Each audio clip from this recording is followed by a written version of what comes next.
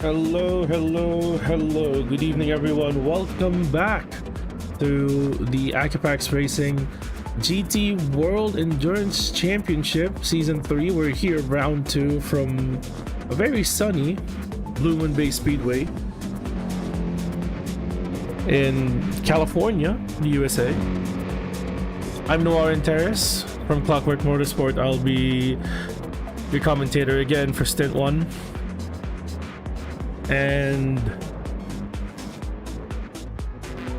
from what it looks like on the grid, everyone seems to be here. Well, all teams seems to be present here for at least the start of qualifying, with a couple guys that have been coming in and out of the room. But we might as well take a look at everyone, see if we do have everyone that we need to be on track right now. We have SBM Caliber of SBM Redmeister, a very dominant, coming off a very dominant double win in Laguna Seca. Obviously leading the championship with maximum points, 53. Taking them from Laguna Seca.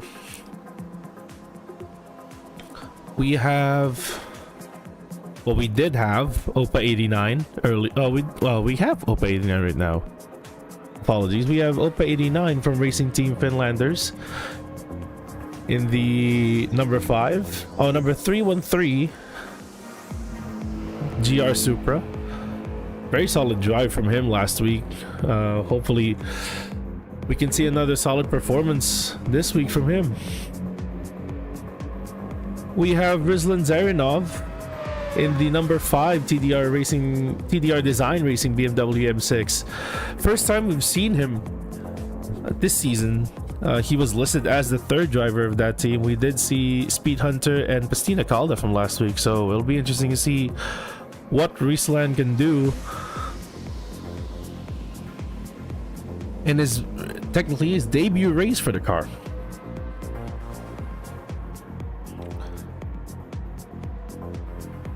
Or Scuderia Chiara in the 168 Mazda Group 3 with Speedyman Charles. And for the Acero AequepaX number 88 Mercedes AMG GT3, we have AXR Joker, who's just joined us here in the lobby. AXR Splash and AXR Groot are both here in the lobby for Forza AequepaX, the number 11 car, but I'm assuming it'll be AXR Splash that's going to be driving the car for Stint 1, with Groot taking the wheel for Stint 2. Scuderia Stosio Mili in the number 533 Mercedes AMG GT3 is represented by Beetlejuice Finn in this lobby right now.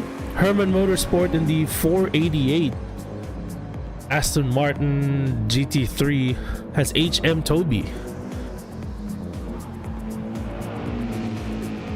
FTR Full Throttle Racing in the 963 Mercedes AMG GT3 is represented by Evil Dragon in this stint.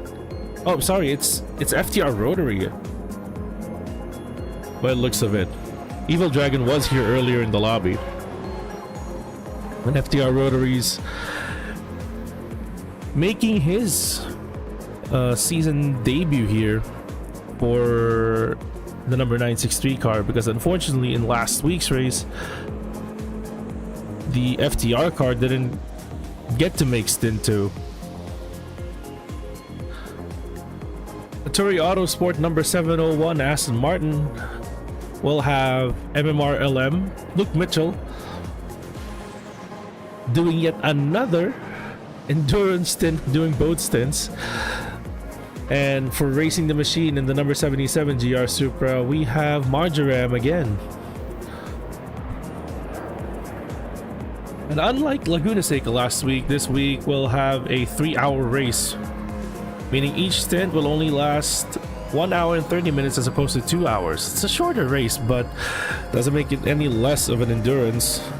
so people will still have to be really careful on the opening laps, especially around here in Blue Moon Bay with everyone coming up off of the bank, going into the wide sweeping left-hand corner of turn 1. That just gets tighter into another double left before they get into the infield proper. And one of the notable pre-race notes from AXR Group before this event was the track cutting penalties are enabled for this series, but they look like they're going to be prominent here in turn 4.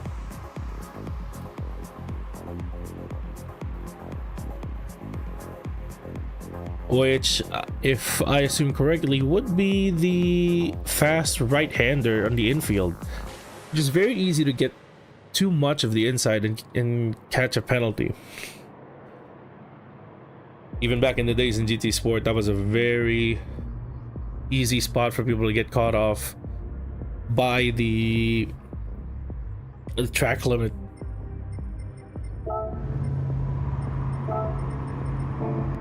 Everyone who's played sport mode around this track will know the feeling of that. I don't think anyone hasn't got, what was it, a 1.5 second penalty if it's on light, 2 seconds, 3 seconds if it's on heavy, just by cutting that one corner. Maybe I'm exaggerating, I don't know, I don't remember. I haven't played sport mode in a long while. But the lobby has been reset and we're only waiting for 5 minutes, I think, before the official start of qualifying.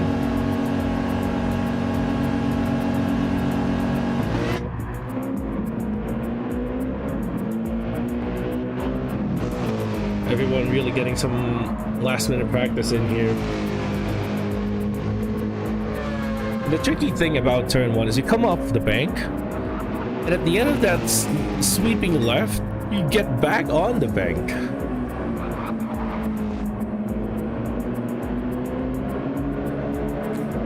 And then you have to get off it again before you enter sector 2, which could make things a bit tricky for everyone in terms of setup. There's cars that are set up a bit too low, a bit too stiff, would find themselves, you know, getting loose, losing control, as opposed to cars that, you know, have raised the ride height a little bit to be stable, but of course that comes at a cost of some straight line speed coming out from the end of sector 2 and all the way back to the oval section, which is a really long straight here. So it's a compromise to see where you want your car to perform better. As we're on board here with AXR Joker is going through the turn 4.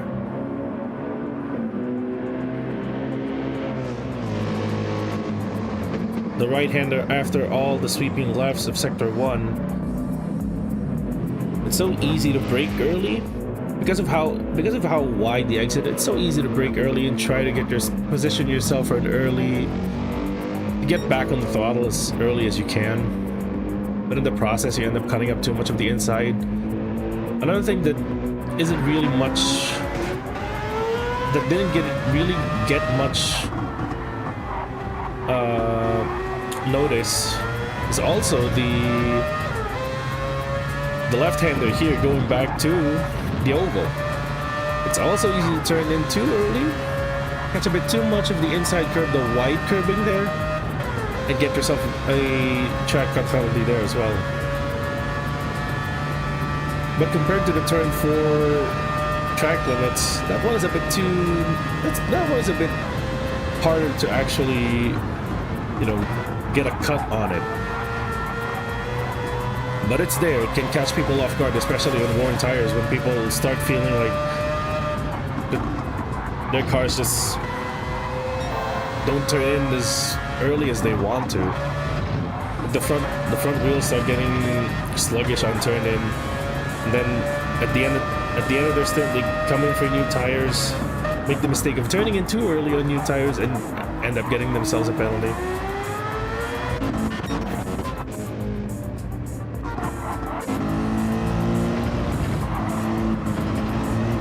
I think with AXR Groot sending a message to give him, for everyone to give themselves space during qualifying, I think we're about to start.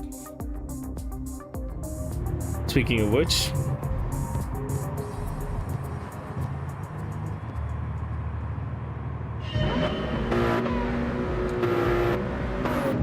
looking at the track conditions right now, we have wind coming from a little southwest, which is pretty much a crosswind across majority of the track.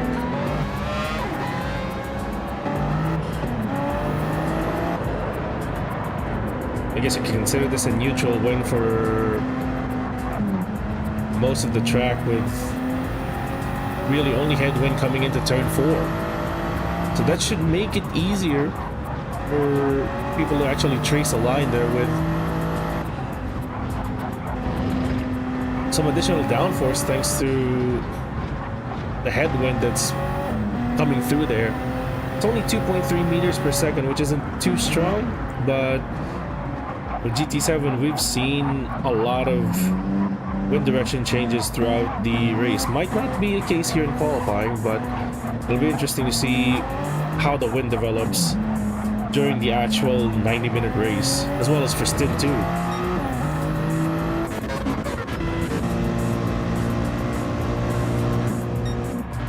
We have FTR Rotary here, first on cue here on track, so he'll be the one to effectively set the first time lap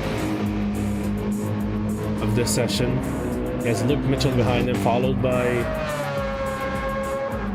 our championship leaders, SBM with caliber 50 behind the wheel.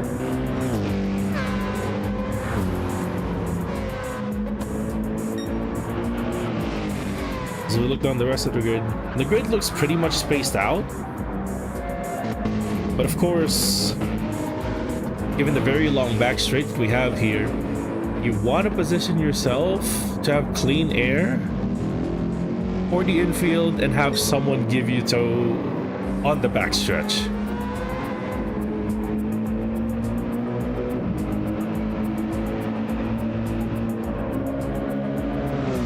FTR Rotary comes around turn 4 of the oval.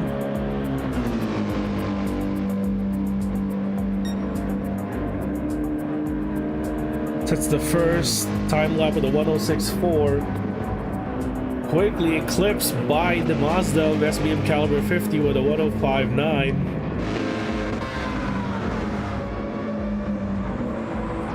And the grid setting mostly 106, with lap times in the 106s.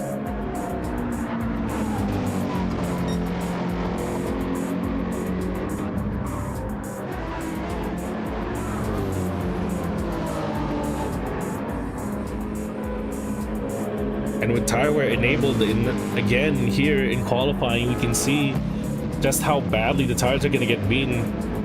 Let's look here. On the Mazda of SBM caliber 50, this car was this car had one of the worst tire wear during Laguna Seca, and look at this. He's only done one out lap and one flying lap, and you can already see quite the amount of wear on the right side tires, especially on the right rear of that Mazda. Compare that also, it's the same case here in the AMG of FTR with Rotary's tire wear, putting very much even between the front and rear tires on the right side.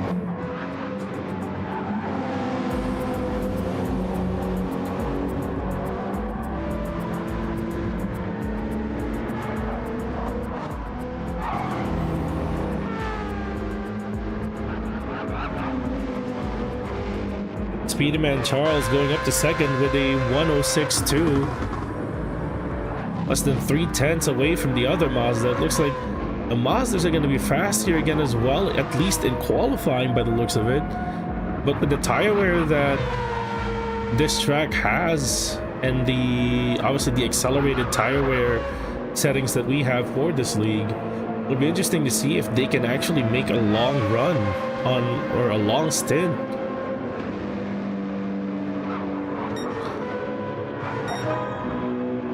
Or if some of the other cars that don't necessarily have the one lap pace could make up for it by being out there on track longer. It's pretty close qualifying here so far. It's a 15-minute session. Caliber leading by over 2.5 tenths. Charles only a tenth away from Opa in third in the Supra, who is only 24 thousandths ahead of Rotary in the AMG. Joker in the other AMG is over 3.5 tenths off of the FTR car, but he's only 2 thousandths ahead of the sister car of AXR in the Mazda. And that Mazda is only a little under 3 tenths ahead of the AMG of Beetlejuice, who's also almost has the same exact distance behind them to Riesland in the BMW. It'll take you until around P10 to find really big gaps here in the field.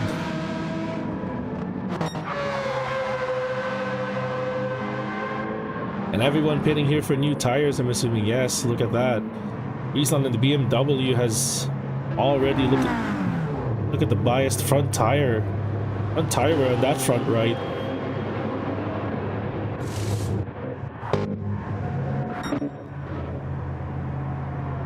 Rotary here sitting in the pits in P2.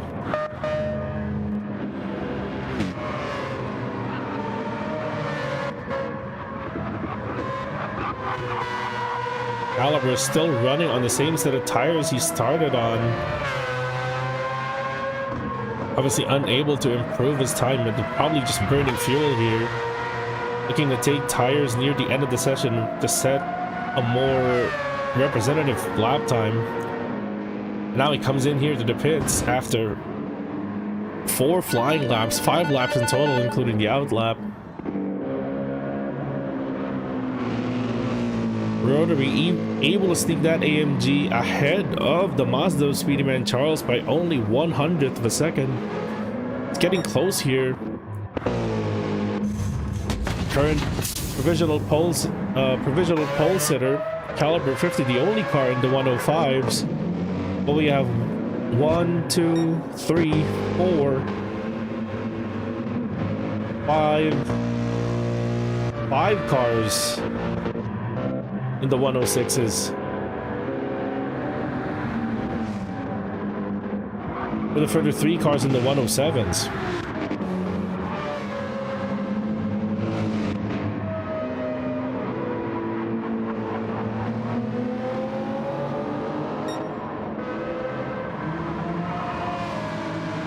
Charles here in some fresh rubber, I think, on his out lap.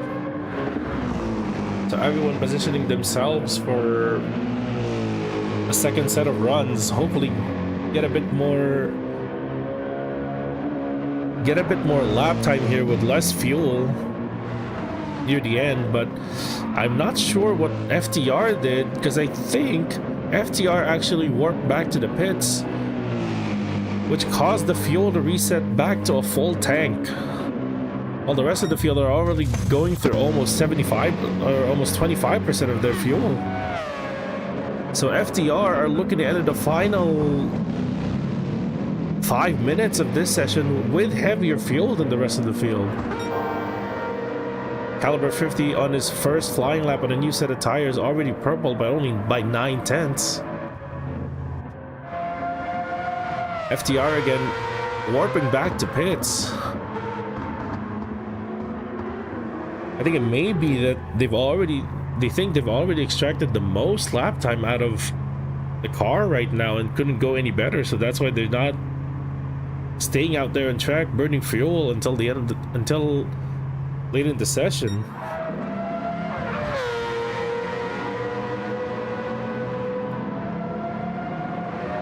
It's gonna be the lap time here for Caliber 50.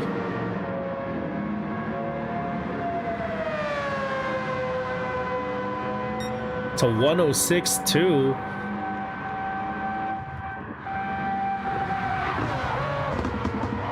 A little over 3/10 there for a provisional pole sitter. He still has provisional pole, but he's not finding time right now to improve. He's going purple by only just, so I think he's losing time somewhere through Sector 2 and Sector 3.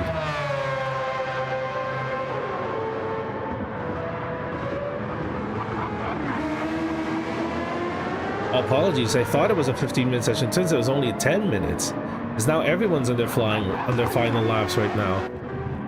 PD-Man Charles, I think, has finished his final lap. Caliber, I think, is still on a fast lap here.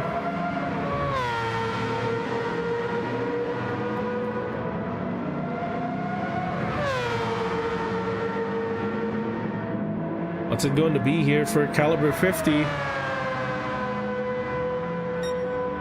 Ooh, close, but not an improvement. Crosses the line with a 106.04, but his previous best of a 105.963 is good enough for pole. Alpa improves with a 106.3, but it still keeps him in 4th place.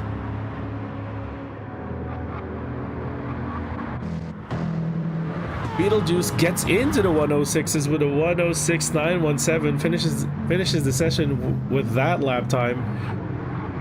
And Riesland also gets into the 106s in the BMW for TDR design with a 106.976, but only good for 8th place. It's a very tight qualifying here, and Joker in the AMG finishes ahead of Splash in the Mazda by only 56 thousandths of a second here between the two AXR cars. It'll be interesting to see what they'll do in the race, because if you remember in Stint 1 of last week's race at Laguna Seca, I think both cars came together and Fred Dude in the AMG had to pit early to repair the damage and basically was on a recovery drive that he eventually succeeded at the end.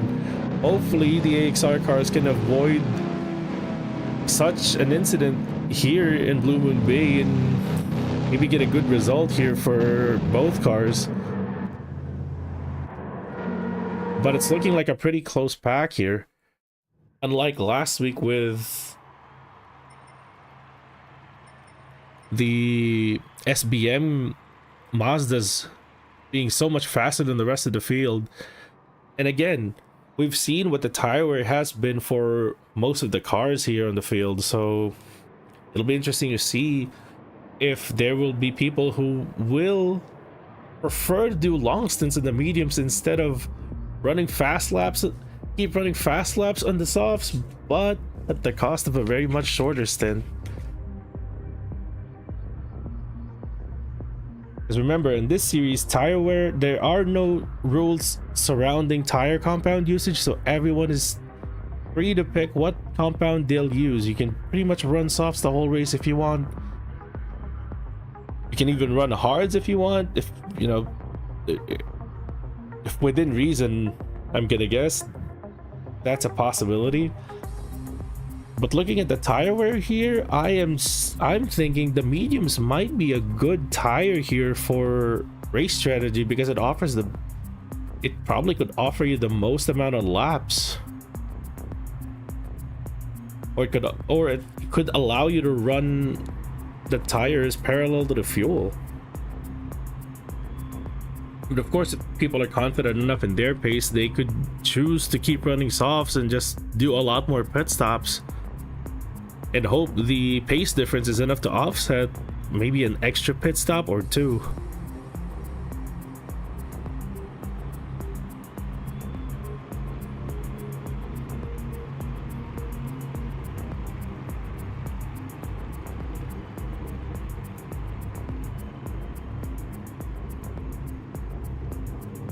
Here we go. The race is about to start. Again, this is a standing start for Stint 1. It'll be interesting to see if Caliber can make up for last week's bad start at Laguna Seca.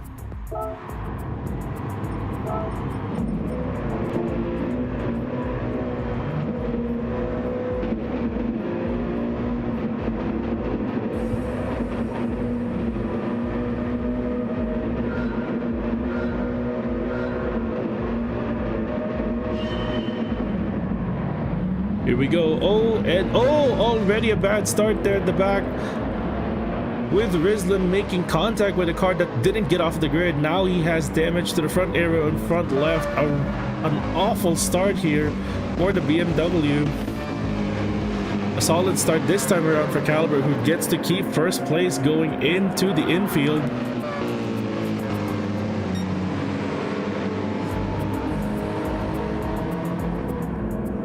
I wonder what happened there at the start.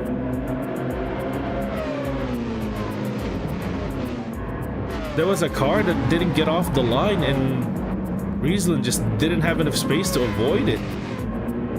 The contact sent him into the wall. Mechanical damage is on heavy in this series, so he has to come into the pits to get that damage repaired.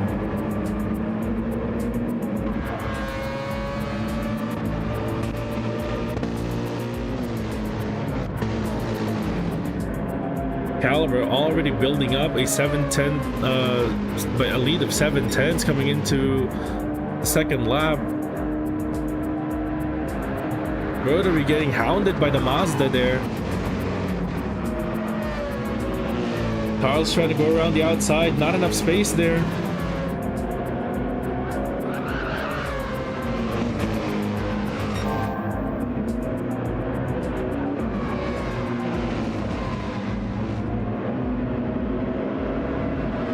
I think it might have been Splash that didn't get off the line there, because he's dropped from, I think he was P6, he's now down to P8.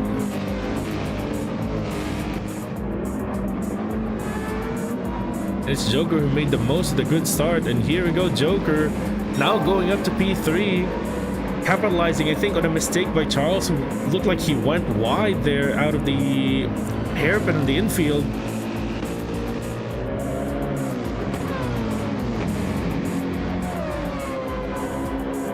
That opened up the gap to Rotary a little bit, and now it's a three-way fight here. Opa 89 in the inside there in the Supra. Are they going to go three wide into turn one? Charles somehow manages to defend and get back his third place here. Opa, I think, gets a position over Joker. He gets back to the position where he qualified in. And Beetlejuice here has closed up to that pack after the little scrap they had going into turn one.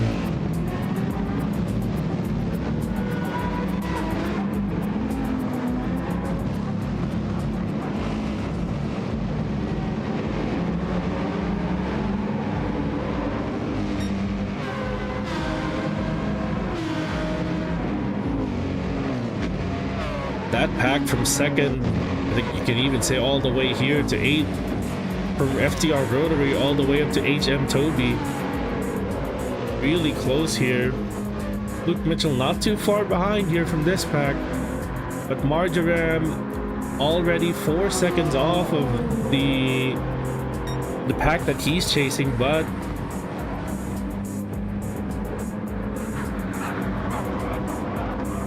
all he has to do is drive a solid stint, and gets a bit too much curve there on the inside, loses the rear end, goes into the wall, and suffers damage to his front aero and front right suspension. Meanwhile, Rizlan has already gotten to the pits, gotten that damage repaired, but he's 34 seconds off the lead and 21 seconds off of the next car. TDR Design already on the back foot here at the start of this race. Meanwhile, let's go down the grid to see what kind of tire strategies they went with. Caliber on the softs, Rotary on the softs, Charles on the softs, Opa on the softs, Joker on the softs, Beetlejuice on the softs, Flash on the softs. Everyone started on softs, it seems. Toby on the softs, Luke Mitchell on the softs, Marjoram on the softs, and also Rizlan on the softs. So I guess people think the performance difference between the softs and the mediums are too big to offset the tire wear that they're getting right now. We're only lap 4, and I think Caliber's already burned through, I would say, a little over 20% of right side tires here. The same deal with rotary. Charles with a little bit less than the front two.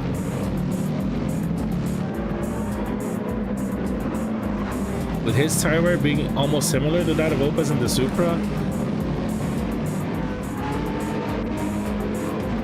Like everyone just suffering from right side tire wear off the bat here. But granted, given how all of the high load corners around this track are left-handers, it's not surprising that we're seeing the right side tires get beat up this badly this early.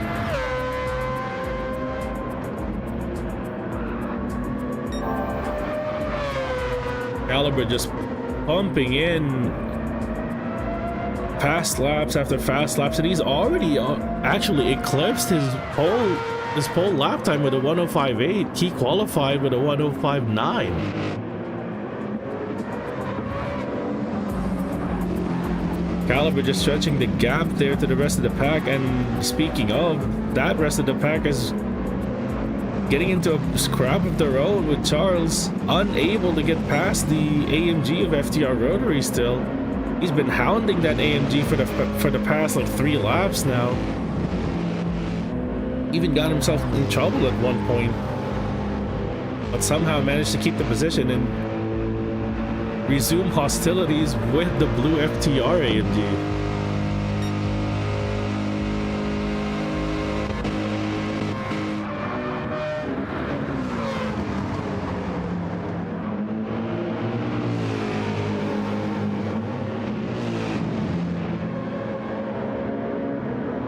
I mean, if you have a car with, that has less, that's a bit easier in the tires, which is in the case of Speedy Man Charles's Mazda compared to the AMG in front, and also compared to the Mazda in first. You'd want to get ahead as quickly as possible in clean air, so you don't end up using your tires in someone else's dirty air, and that's exactly what he just did with the move down the inside of the first of the 2 hairpins there in the infield. Charles takes second place away from rotary. Looked like there was contact there, but it might have also been lag. But there was space down the inside, and Charles took that space and made the move count. Opa now looking like he's going past the AMG as well, so rotary losing 2 positions in 1 lap here. And looking at the tire wear, at least Opa's right rear tire is a lot better off than the AMG's. Maybe tire wear already starting to make,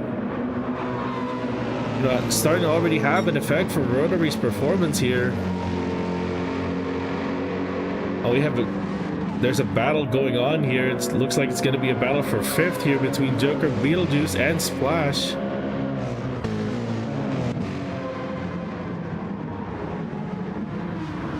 As Toby here in the Aston Martin, does look like he's lost track of those guys in front with heavy front right tire wear there on the Aston Martin.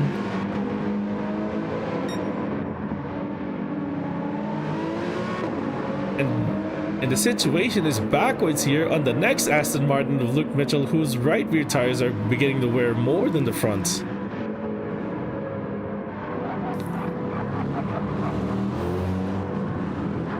Riesland here, surprisingly very good on his tires right now in the M6.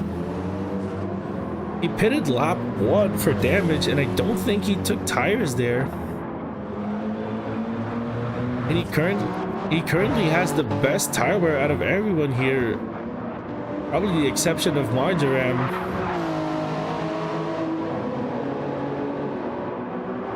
Who's still driving around with a damaged car, surprisingly.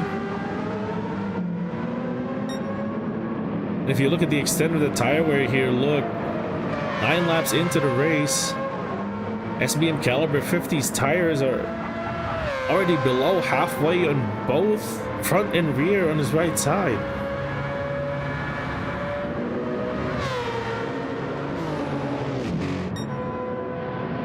comparatively, Speedy Man Charles still has over 50% of the tire left in both front and rear. So does Opa and the Supra. Rotary just about crossing halfway part there on his tires.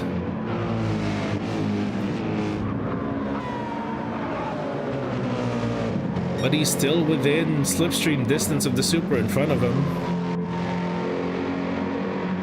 I think Joker, Beetlejuice, and Splash are starting to close in on that pack as well.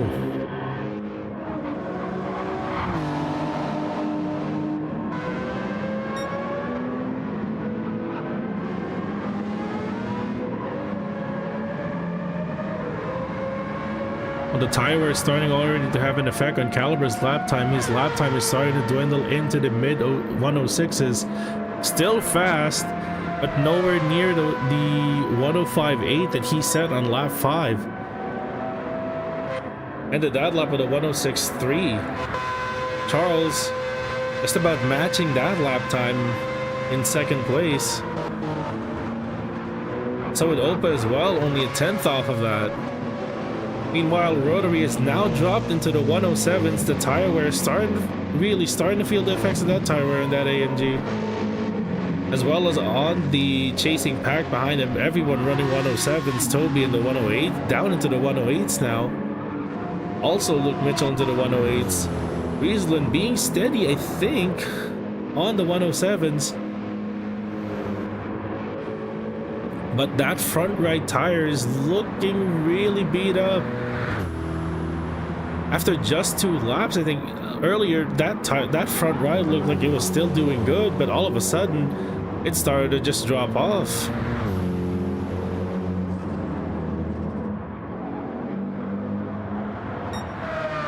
Meanwhile, in the Supra here of racing the machine, tire, even with all that damage, the tire still looks even on the right side. You gotta wonder now for Caliber's case. He's still got a lot of fuel left, but not a lot of tire left. So maybe the strategy here is to go until half fuel and then change only tires and take no fuel for the next stint.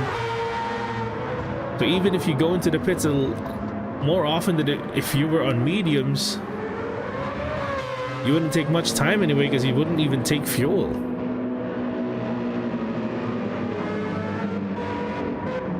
That's what I'm guessing is the play, but the lap time is starting to drop here and Charles is starting to make gains on him.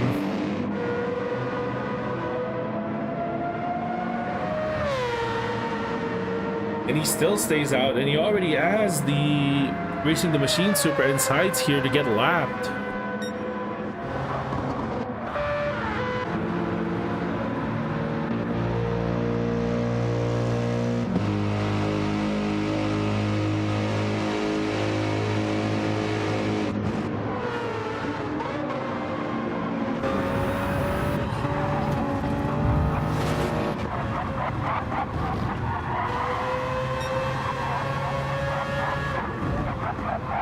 Charles, currently the fastest car in the field right now, starting to gain on that advantage from that Caliber has as we ride on board with him for a bit here.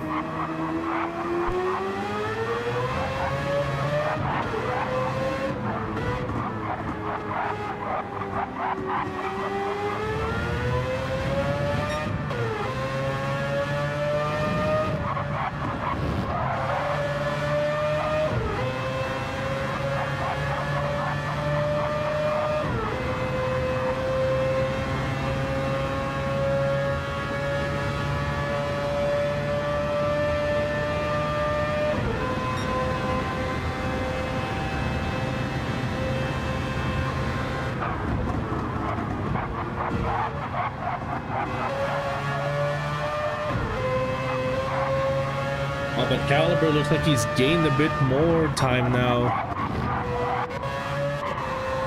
As Charles lost, I think he lost 3/10 there in the last lap, but his tires are not looking like they're gonna last much longer here in Caliber's car.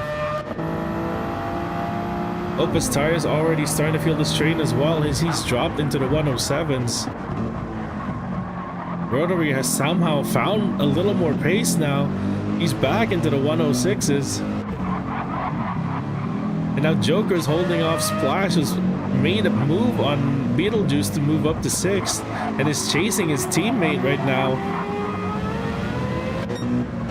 With better tires on the Mazda than there are on the AMG, what is AXR gonna do here?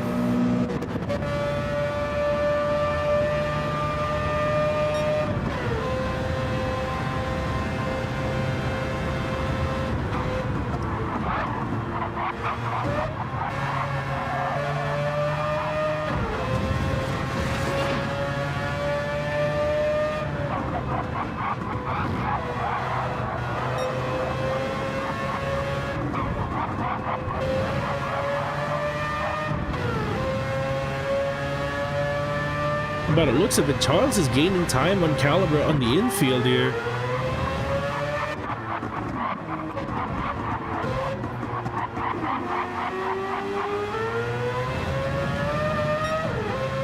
And the number 63 just starting to struggle more and more on the infield here, giving up some more time than he was on the previous laps.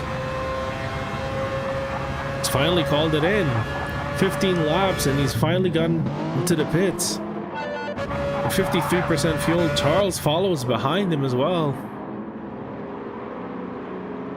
And Opa does as well, but Rotary stays out, effectively takes the lead here.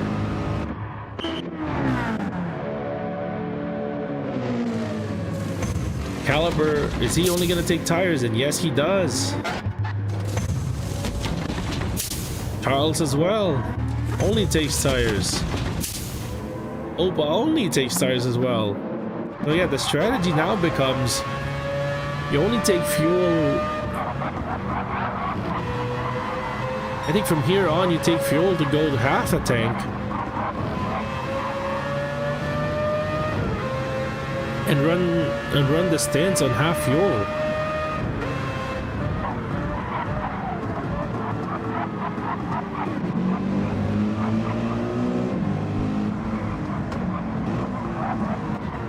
Obviously Caliber here looking to make ground on Rotary. Make the effective undercut work. But he's already running into the trio that was fighting for net 5th place here with Joker, Splash, and Beetlejuice. The AXR boys pit, but Beetlejuice stays out.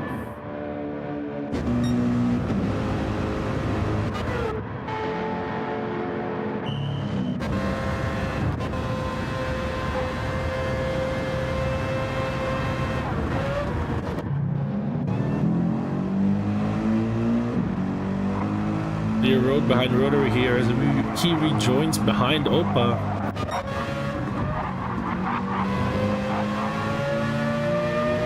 And the gap between Charles and Caliber barely changing here, but it's starting to drop. Maybe Caliber made a mistake somewhere. Or he's being held up here by Beetlejuice in front of him.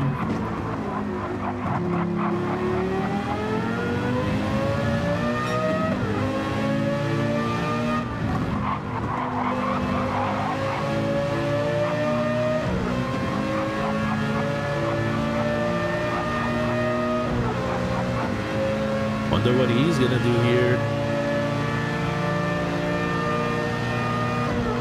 The gap really in the AMG really held him up there. He lost 5/10 just in the infield.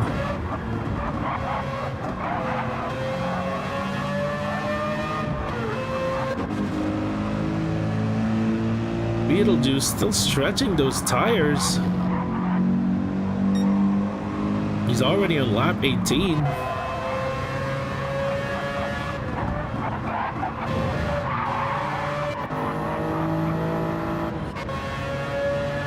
You can see Charles already starting to extend the gap to Opa in 3rd.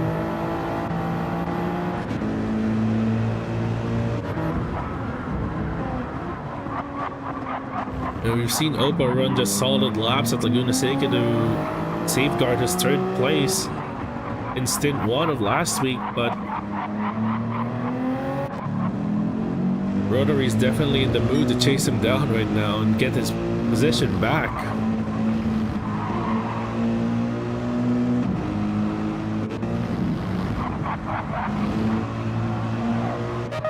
I don't know if we've had people that got tagged for track limits at turn 4.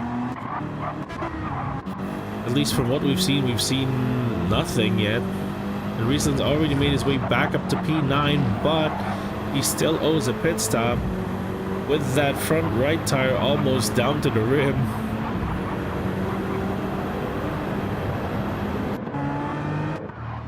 Ooh, and Marjorem's in the wall here. I think this is turn 1. Now he's got damage to both front suspensions and both front and rear aero. And he's just staying there. I thought he was trying to find the window he can safely get back on track, but no, he's just there.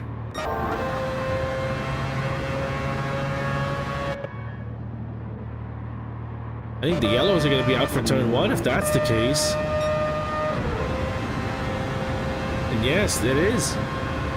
Yellow flags are out in sector 1 because of the stricken Supra in the wall here.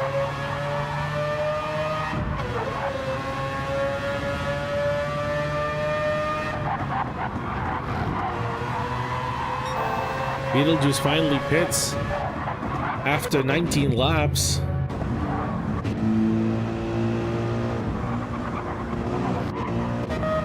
Where does he rejoin? He rejoins in P7, just behind AXR Splash.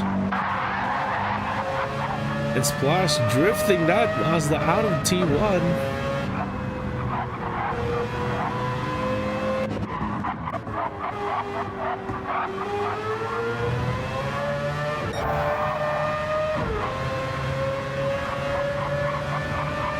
Meanwhile, Caliber starting to build that gap up again to Charles.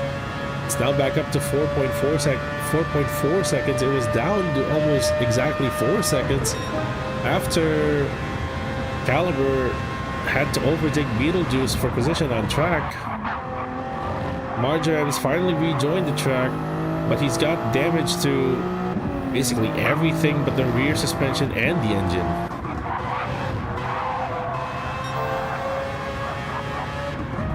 Caliber putting down the fastest lap of the race here with a 1:05.7.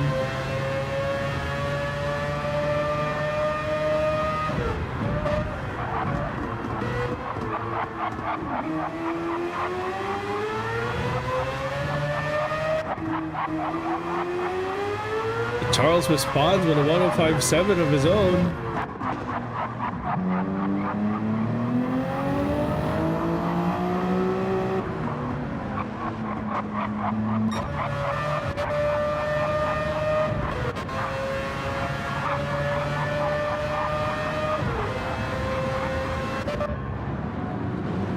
Marjorem finally comes into the pits, get that damage repaired. Riesland also makes his pit stop, gets into a new set of soft tires. 22.8 seconds behind the next car, HM Toby in front of him. And he's already cleared Luke Mitchell by almost 2 seconds here behind him. Marjorem getting a damage fix on that Supra and is now back on track circulating.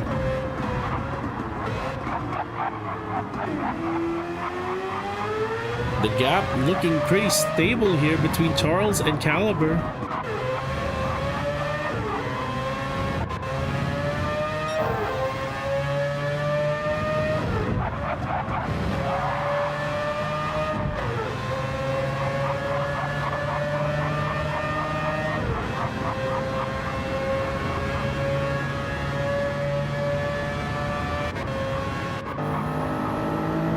Meanwhile, looking at the battle for third here, Rotary just inching closer and closer to Opa in the Supra. And the battle here for E6 here between Beetlejuice and Splash and Beetlejuice, just 2.5 seconds between them. Joker has stretched out quite a bit of a gap against Splash here after the first round of pit stops. Currently advantage goes to the number 88 AequepaX car, the AMG.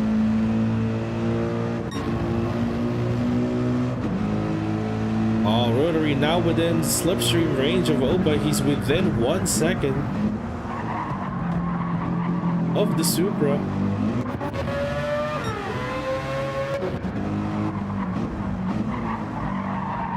And it just attacks the inside of the hairpin here. Needs a bit more ground than the Supra there.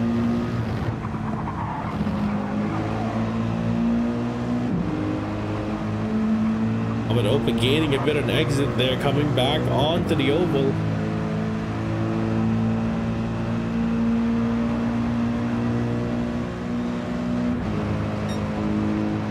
Keeps him safe there with a good exit out of the oval.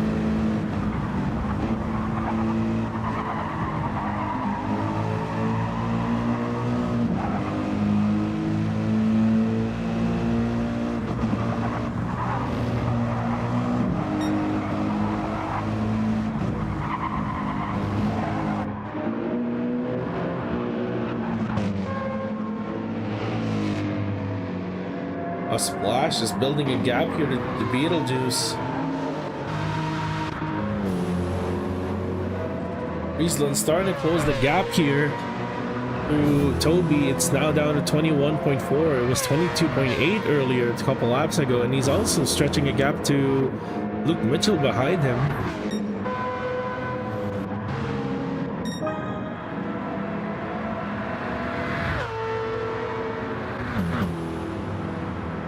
Charles here taking the fastest lap at a 105.583. But is lapping slower than Caliber afterwards, so Caliber now stretching the gap back up to 5.1 seconds, over 5 seconds again here. It was he was hovering around 4.6, 4.7 earlier. So maybe Charles started to use his tires a bit more than he would have wanted.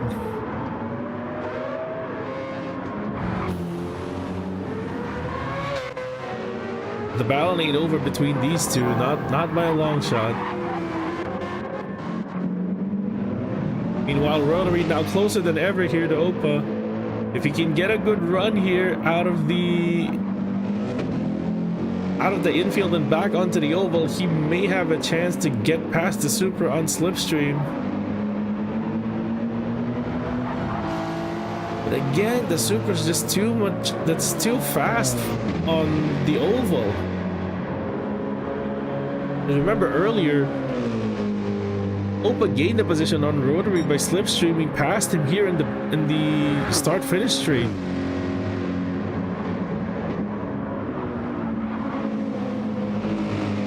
Maybe the AMG just struggling to keep up with the Supra on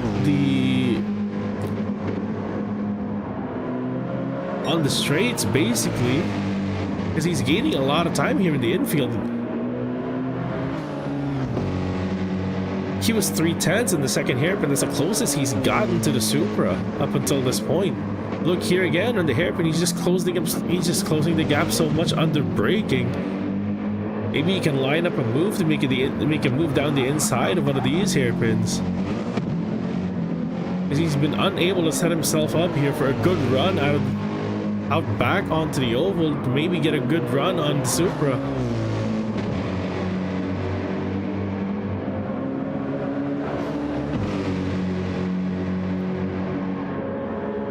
He just loses 3-4 tenths down the main straight here. And he gets it all back to within half a second in the infield.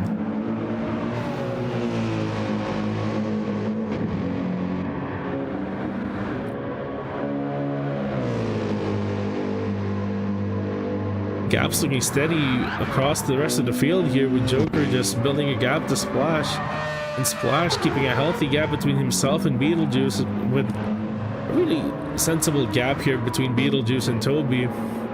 But Toby getting hunted down by Riesland really quickly here.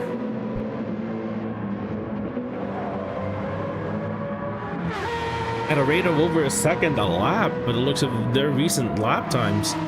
They'll be down to the 108s. Riesland's still in the low 107, so he's definitely gaining time hand over fist against the Aston Martin here, as he gets lapped by Speedy Man Charles in second place.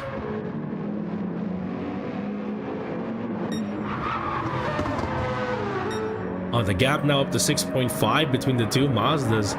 What happened here? Charles down to the mid 106s. Caliber running low 106s, high 105 still, with worse tires effectively against Charles. Performance is just so much better on the 63, it looks like, than it is in the Scuderia Tiara car, the number 168.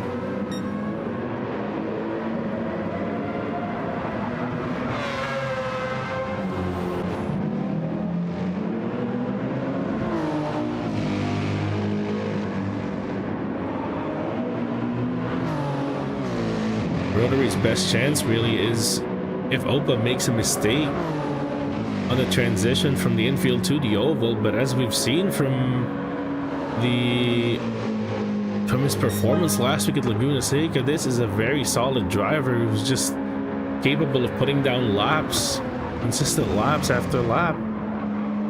As we've lost Luke Mitchell here from this lobby.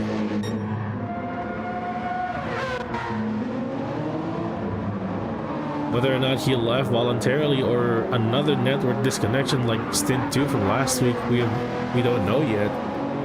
But we're down to 10 cars here.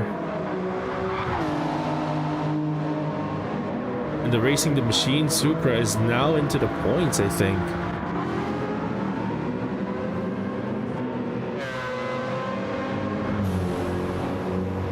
Riesland still doing 1 minute 7 lap times, while Toby down in the 108, so he's just losing time to Riesland behind him.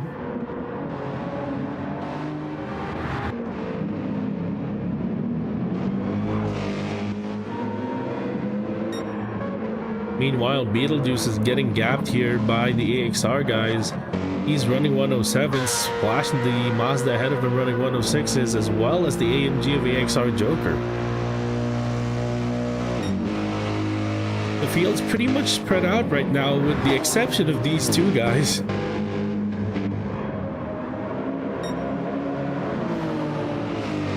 The FTR Rotary still is trying to find a way to get past the Supra of Racing Team Finlanders.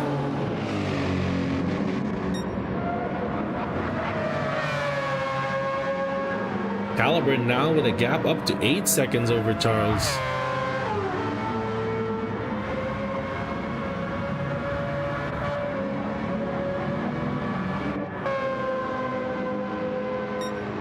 Again with a 105 lap time, 105.9 their last lap.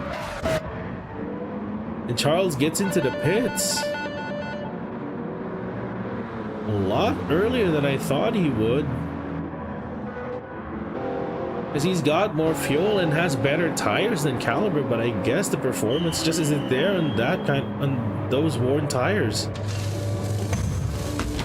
Looking to get the undercut here on Caliber. Everyone now having to do slightly longer pit stops because now they have to put in fuel, but only up until half point. Rotary here trying to get the undercut on Opa, but cost himself 3 seconds. I think he crossed the pit entry line going into the pits, because that's the kind of penalty you get for exactly that violation.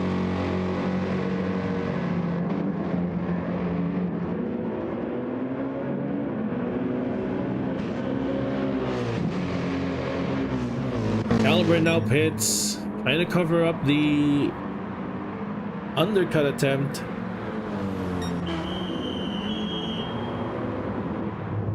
And or just being limited by his fuel. He's almost empty right now, so he probably doesn't have enough to make one more lap. Opa in the Supra now covers the undercut.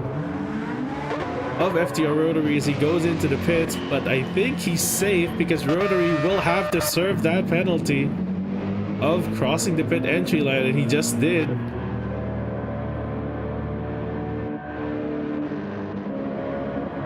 And Opa already exiting out of the pits. Rotary just about to cross the start-finish line.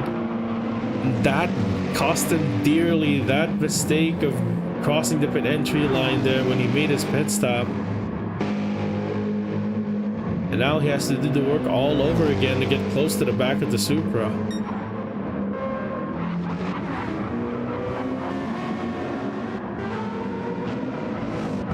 Meanwhile, Caliber now effectively 3.6 seconds ahead of Speedyman Charles. So somehow Charles did get some time back on him there, probably with the shorter pit stop because he did come in with more fuel in hand. So he could have saved time there on refueling. As Joker comes in for his stop, Splash stays out.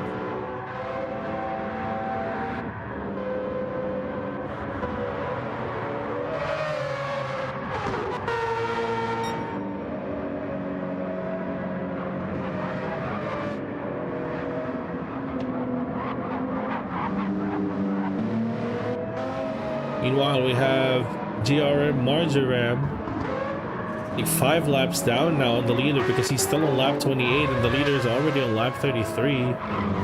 Riesland 1 lap down on the leader, but still chasing down Toby here. The gap is down to just under 13 seconds. He's still gaining more and more time. He's now getting more and more time here on the Aston Martin because he's been doing 106s while the Aston is down to the 108s.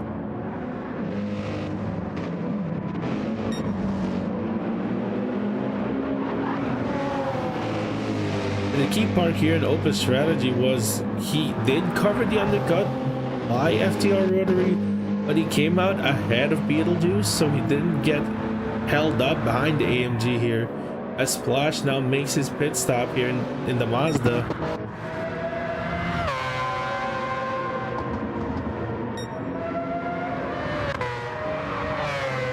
The battle between the two Mazdas up front back on again, but oh, Charles, no! Gets a bit too wide out of 4 and ends up in the wall with damage on his left rear suspension.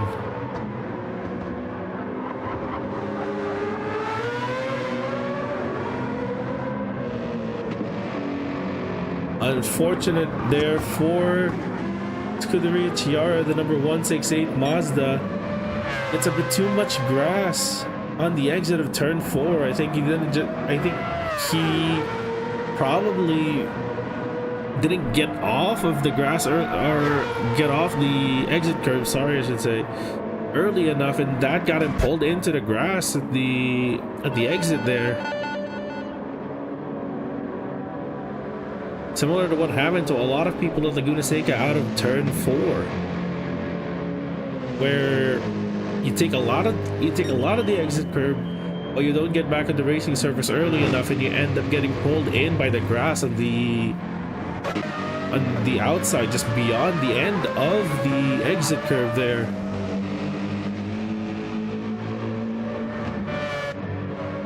Now Charles losing time, having to repair that damage to the left rear suspension. It effectively puts him back in 6th place behind AXR Joker there.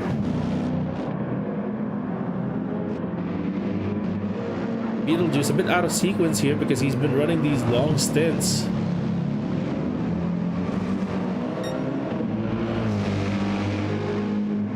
Effectively, the battle for second is now settled between Opa 89 and FTR Rotary. If and when Rotary gets back within attack range of the Supra, because we know Rotary definitely has the pace here. A slight edge on pace against the Supra. The problem is his car lacks the combat potential to make a good move on the Supra down the main straight, which is probably the easiest overtaking point here in this track if you get a good run. Caliber, I think he can rest a bit easy now, having seen his main rival in this race cost himself an extra pit stop. But knowing Caliber, he probably won't stand for his name not being there on the purple lap time. He's definitely bound to go on a fast attack lap in the closing stages of this race, or sometime within the next few stints. We're 40 minutes into this race. We only have 50 minutes to go in this 90-minute race here for stint 1. Toby now, having pitted for new tires, puts himself back behind Riesland, but Riesland still owes a pit stop, so it's gonna be interesting to see if Riesland comes out ahead. I don't think he will. I don't think that gap's closed down enough for that to happen, but he's definitely gonna be a lot closer to Toby than he was earlier, so it'll only be a matter of time before these two come up on each other on track for actual position. And then Riesland, making his recovery drive basically, and start to work his way up to AXR Splash, the next car in line.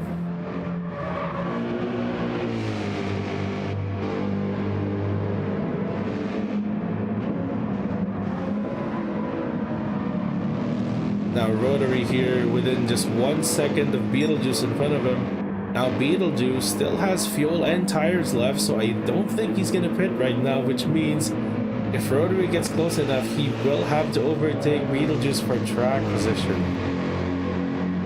Be able to resume his chase for Opa in the Supra.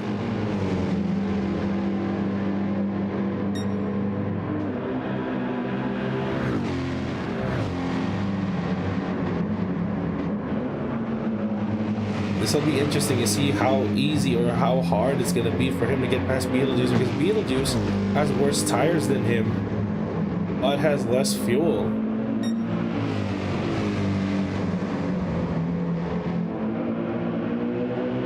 Ideally, you would want to get ahead on track as soon as possible and not wait for the other guy to get into his pit stop phase, so you don't cost yourself time to the car in front of you. And yeah, the performance difference looking very apparent here between these two cars. Rotary not having an opportunity there in the infield, so maybe he might take his chance here. On the run up to the line, he's within attack reach. He's got a good run here on the other AMG.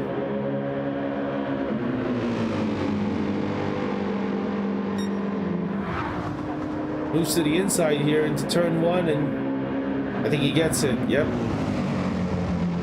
Gets the position down, gets the position on the AMG, and is now on the chase again against Opa, who is 5.3 seconds in front of him right now. A lot further than he was earlier before he tried the undercut, but cost himself position with the penalty, and loses the rear end out of T4, makes the same mistake as Speedy Man Charles earlier, and Joker follows him through but avoids him somehow.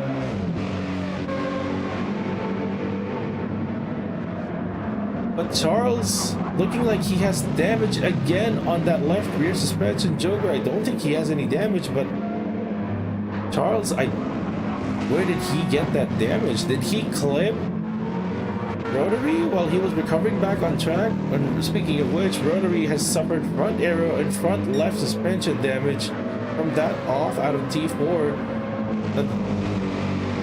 Now, series organizer AXR Group has warned our competitors here of track limits into turn 4, but it's the exit of turn 4 that's been catching people out.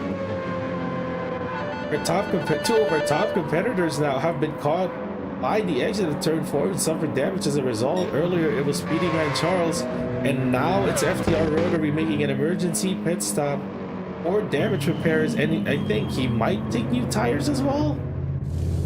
Offsetting the strategy here.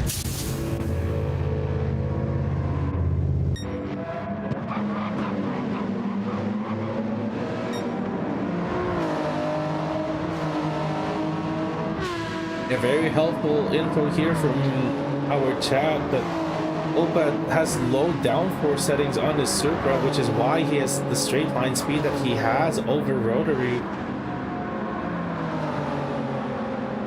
But it's not too low. It's obviously not too low that he becomes inconsistent, as he's still putting in these solid lap times here. Beetlejuice up in 3rd place now, making his pit stop, which I think will be inherited by Speedy Man Charles and AXR Joker, the positions there. But Charles carrying that left rear damage, which I don't think is affecting his performance too much, as he's ahead of AXR Joker and he's actually starting to stretch that gap out a bit. But through all that, Splash has gotten closer again to Joker.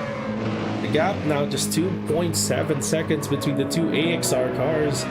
As long as Splash doesn't make the same mistake as Joker, and as Joker, who almost went off there on track, and Rotary and Charles, who did end up getting damage out of T4. I think he's still in the fight here against the AXR cars. It's effectively a battle for 3rd that we're watching right now. It's Speedy Man Charles versus the two AXR cars. His Beetlejuice right now is too far. I think he's running in his own race here in P6. And Rotary, well, he might have to go on a recovery drive, and Beetlejuice probably has to watch his back for the charging blue AMG behind him somewhere within the next like 20 minutes of this race. And Toby now just 4.2 ahead of Riesland. I think it was just a matter of time before the BMW gets back onto the rear of the Aston Martin. Given the pace difference between these two cars.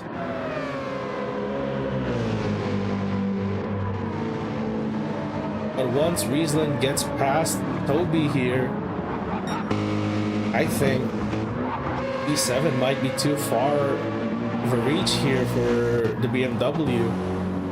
I think for damage control, E8 might be the most that we can see out of the BMW, but we don't know. Maybe people will make more mistakes here and get damaged and be forced to make pit stops here, and that would probably open the door here for the BMW still, as long as Riesland himself doesn't make mistakes until the end of the race.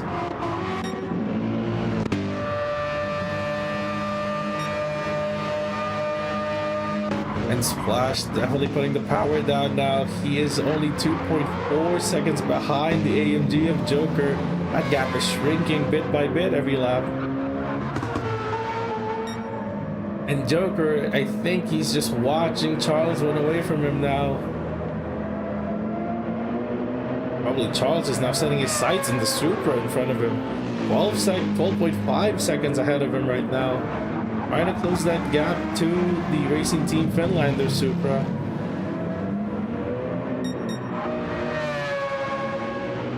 There's so much action going down the field that we haven't seen this man for quite a while now. SBM Caliber is still putting down laps in the ultimate 106s and the worn tires of the number 63 Mazda. Again, having a very dominant session here with 23 seconds on hand against Opa in the Supra, and we saw yellow flags here for a bit. I wonder if anything happened here at the back end of the track for those yellows to come out. I think we've seen what it is. JRM Marjoram again with front damage on the Supra, so he might have had an off there, which caused the yellow flags to be thrown in sector 3.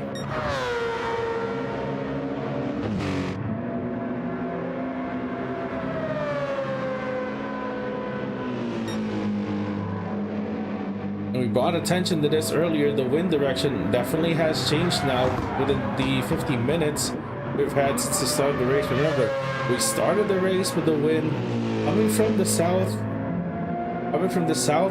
at 2.3 meters per second. Now the wind is coming from the southeast at 4.0 meters per second. So people are getting headwind down the main straight here, which could help people that are in slipstream range, which we don't have anyone right now, unfortunately. What we do here now with Toby and Riesland, but I think Riesland can make a move on Toby here on the somewhere down the infield. Given the pace difference between these two cars, the pass could happen from just about anywhere.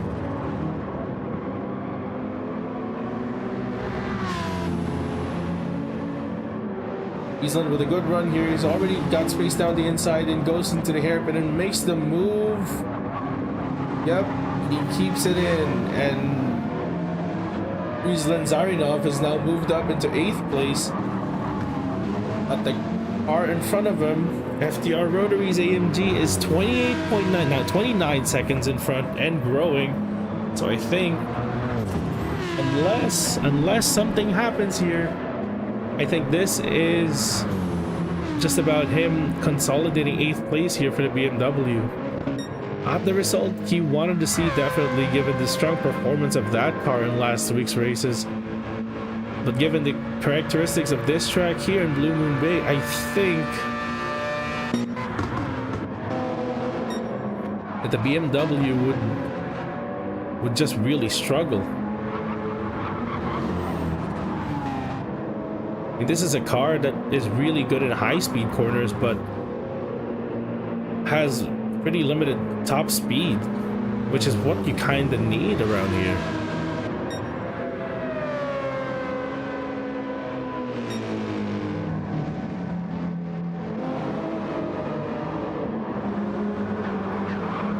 Now Speedy Man Charles here in 3rd set his eyes in the Supra, but AequepaX actually keeping the time loss here to just trickle down.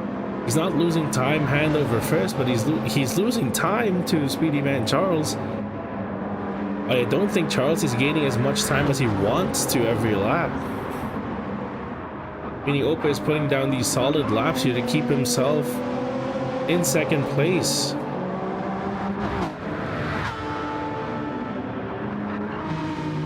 And given their tire and fuel situation right now, it might be that Speedy Man Charles would have to pit before AequepaX does. Which would make things hard for the Mazda to chase down the Supra.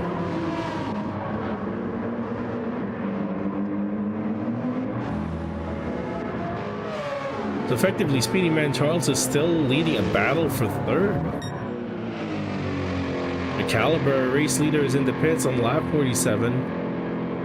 He still hasn't beaten Speedy Man Charles's fastest lap of a 105.5. But you can't say he's not trying. We have to keep an eye on this with the first few laps here of this new stint.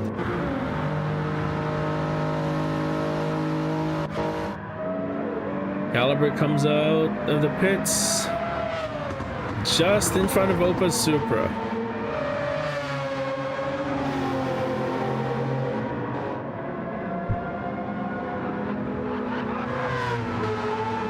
Yeah, but then again, Caliber's race here, AequepaX is not his fight. His fight is to not make mistakes and throw away time needlessly. He has a good advantage over the rest of the field, and he just has to consolidate his lead over the next 35 minutes, basically.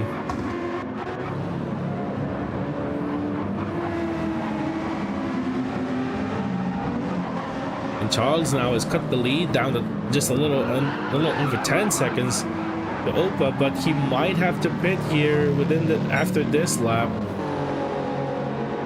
And AequepaX can still keep going for another.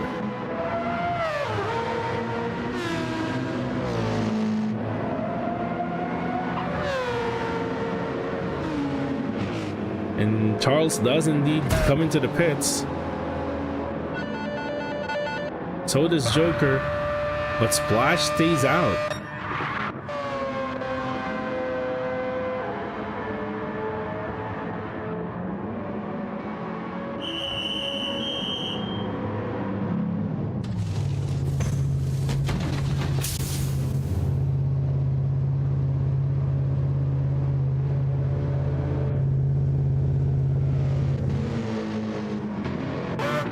Charles finally getting that damage to the left rear suspension repaired.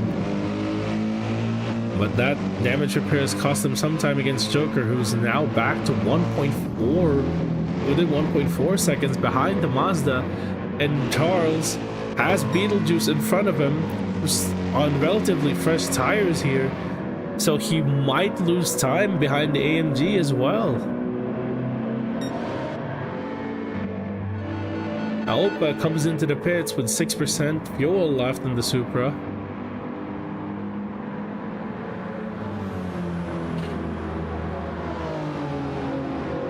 But Charles did have one lap of undercut, but he now has Beetlejuice in front of him. We're gonna have to wait and see how much time that undercut gave Charles over the Supra.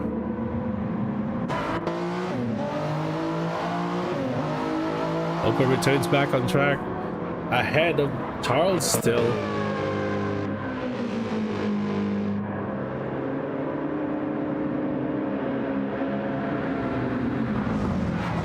But he's now having to make a move on Beetlejuice, and Beetlejuice is not making it easy on him. The gap between Beetlejuice and Charles is 11.3 seconds, and with Charles just directly behind him, it means that Charles actually lost time now, and he's starting to lose more, getting stuck behind that AMG. Oh, but he makes a move down the inside of the first hairpin here, and he gets the position. He gets back up to fourth, and now the fight is back on, but it's 11.4 seconds through the Supra.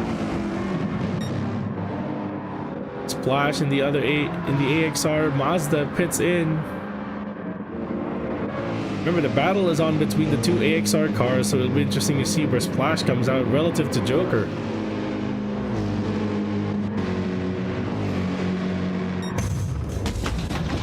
Tires are on and the fuel's coming in, but Joker's already past the start-finish line. Splash here comes out of the pits behind the AMG, but just by how much is the question. 1.1 seconds, one second here on the timing screen. So Splash literally only 2/10 with outside of attack range against the AMG. And now it's Joker's turn to be held up by Beetlejuice in the other AMG.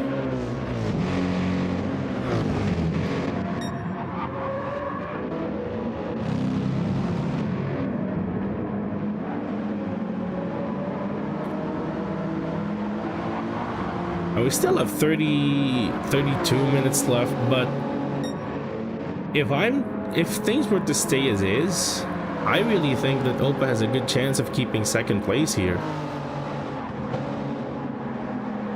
Down to his solid lap times, like even though he's losing time almost every lap to Charles, the fact that on strategy, Charles will always have to pit before him, I think that puts him at a very good advantage. The ability of the Supra to run stints that long as he has against the Mazda, which among all the Mazdas in the field has the least amount of tire wear, mind you,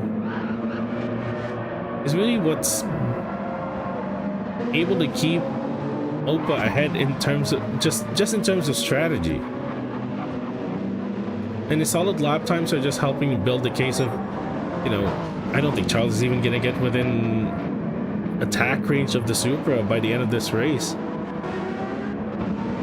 Like, he's definitely gonna start to gap Joker, who's still being held behind the Stosio Melee car of Beetlejuice.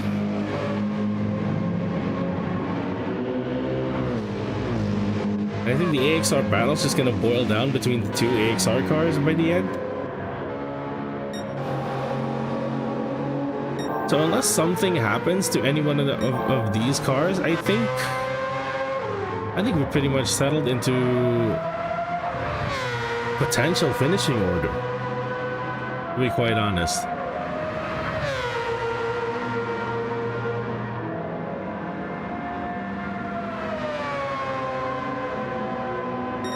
Caliber was purple on the Sector 3 timing line, and he's now purple. He's now gotten back the fastest lap with a 105.346, over 2/10 faster than the 105.5 set by Charles earlier in this race.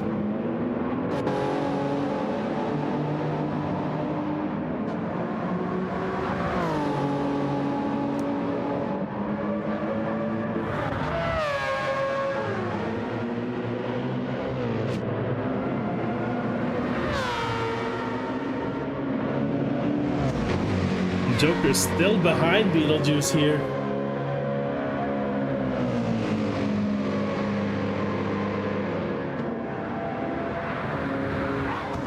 Now, I want to say Beetlejuice might have inserted himself into this fight by looking at his tire and fuel situation. He's out of sequence. He did run the longest stints out of all the AMGs, which explains why he's out of sequence. But in terms of actual track position, he's probably closer to Riesland than he is to Joker, Splash, and Rotary.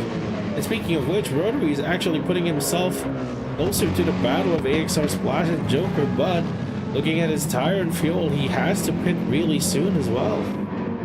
And so is Riesland. Basically, Beetlejuice here, while not intentionally, but it just happened during the course of his run because he's also running his own race, costing time for the AXR boys. He's actually just running his own race here, but I think Beetlejuice is still in that P6. Because even if he's out of sequence against the AXR guys in Charles, he's ahead of Rotary and Riesland on pit strats. These two have to pit pretty soon. He still has like 5 or so laps left on his stint.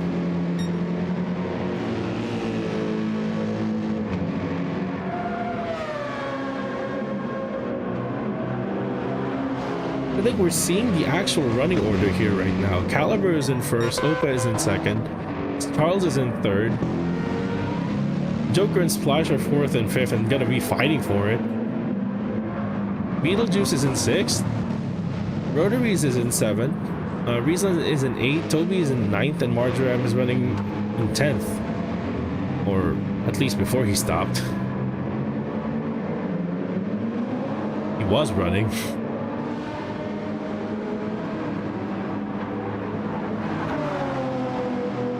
The hazard lights are on for that Supra, so I'm wondering, is he on auto drive right now?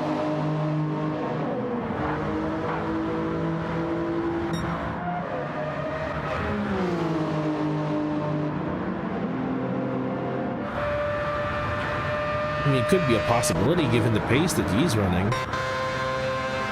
Almost 10 seconds off the leaders, and oof. Drives off the track and off. Ooh. Literally warps off the track. I think he exits the track here. He just left the race here, Marjoram.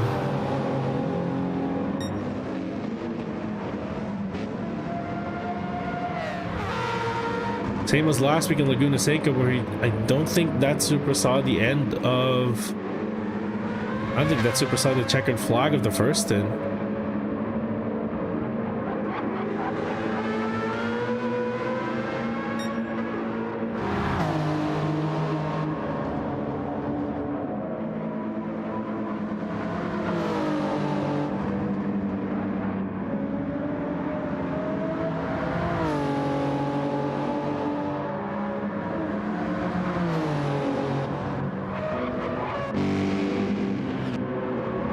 Closest action we have on track right now is between the two AXR boys.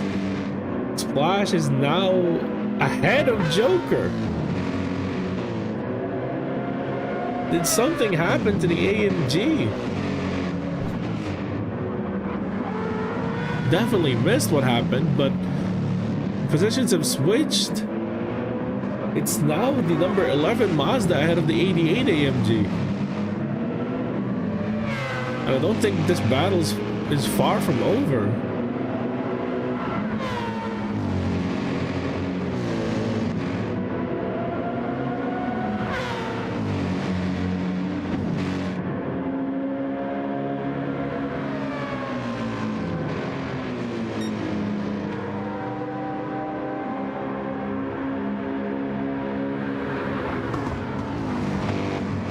Rotary finally makes his pit stop here, which I think would still put him in front of Friesland, who's only coming into the second hairpin.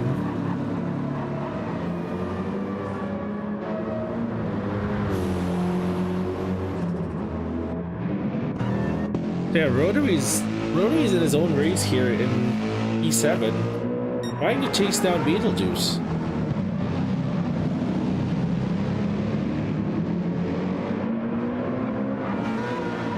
But again, Beetlejuice is ahead of them on pit strat, so maybe it will converge by the end of the race, who knows. But Splash here opening the gap up with the Joker, over 1 second now the gap. Now under 1 second. The AMG seemingly having the more straight line speed over the Mazda here between the two AXR cars. Like a Splash just revving the whole 5th gear, not even hitting 6th.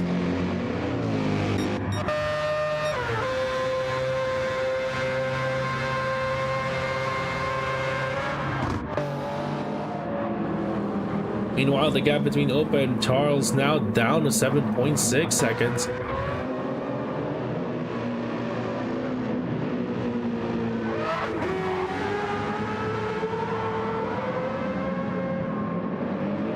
But the tires on the Mazda are starting to get second hand compared to the Supra. Friesland makes his pit stop from 8th. I think he will keep 8th after this stop, but he has damage. He has damage to the front aero and the front right suspension, and his tire on the front left is down to the rim, basically. I'm gonna guess he hit the wall on the transition back to the oval. Pretty hard on that one.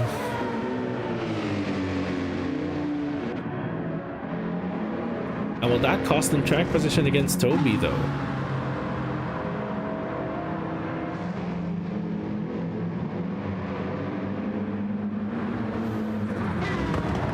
Ooh, it doesn't. Keeps him barely ahead of Toby in the Aston Martin. And Opa now down to 6.6 against Charles.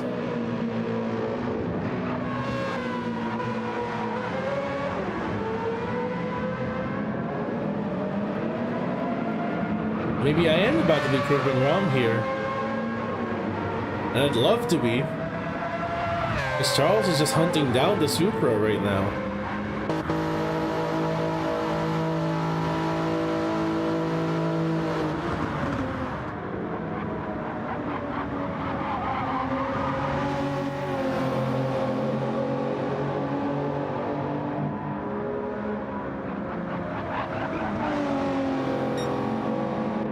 Now, Opa's running solid laps in the 106s, but Charles is in the 105s.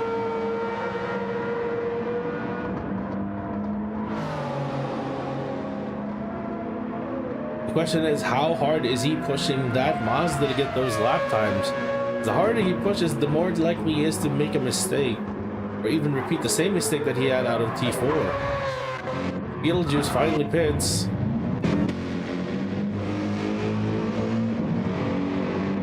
And that puts him currently behind Rotary by 2.8 seconds. But on fuel numbers, Rotary looks like he will have to pit a lot soon, probably midway into Beetlejuice's stint. Now the AXR boys are still at it, still running within a second of each other with Splash ahead of Joker.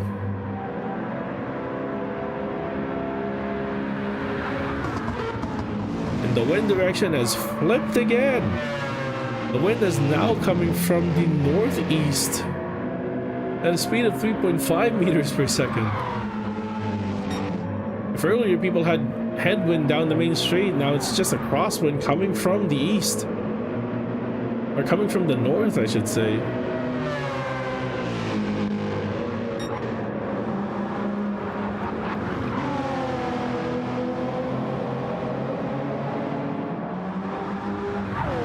how will that affect the handling of some cars? I don't know. Because majority of the track is going to be experiencing crosswind with that kind of wind direction. I don't think it's gonna hurt them too much, but still.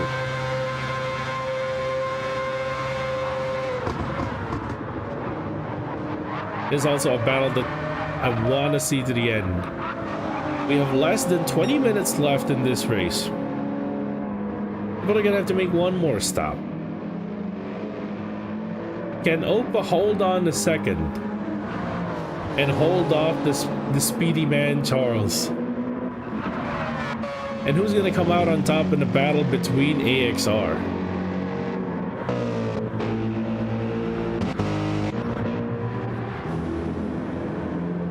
Oh, and Riesland ended up behind Toby. What happened here? Remember, Riesland was ahead of Toby when they made the pit stop, but now they've swapped positions again. Something must have happened to Riesland for Toby to gain the position back against him.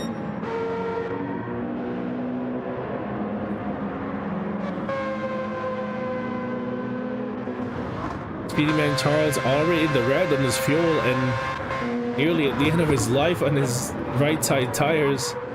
Opa still has, well, he doesn't have that much more life in his tires, but his fuel numbers look still great. He's still above 20. He's still above 20%.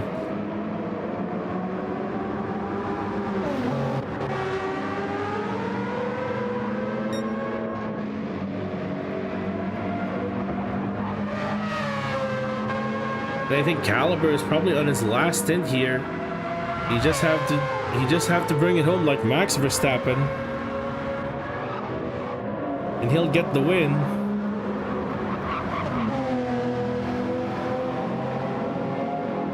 But Opa now down to 4.4, under 4.5 seconds against Charles. With a round of pit stops still to go. And I think Charles is about to go in. Charles is in the pits. He is going for an undercut here.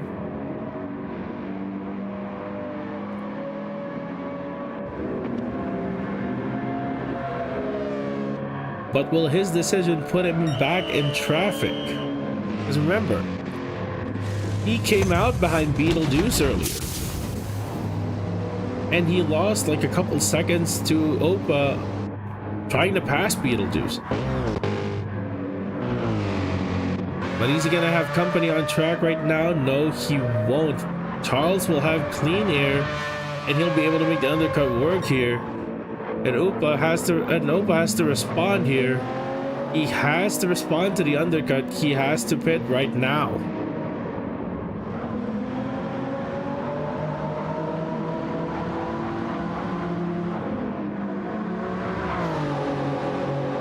And he does.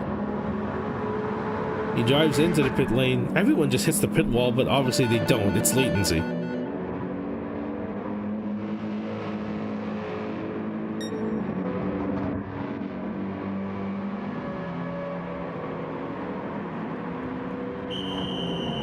Here we go. Where's Charles coming out of the final corner now? The AXR boys have both come into the pits. Opa is on his way out. Charles is just about to cross the start finish line. The gap between the two cars.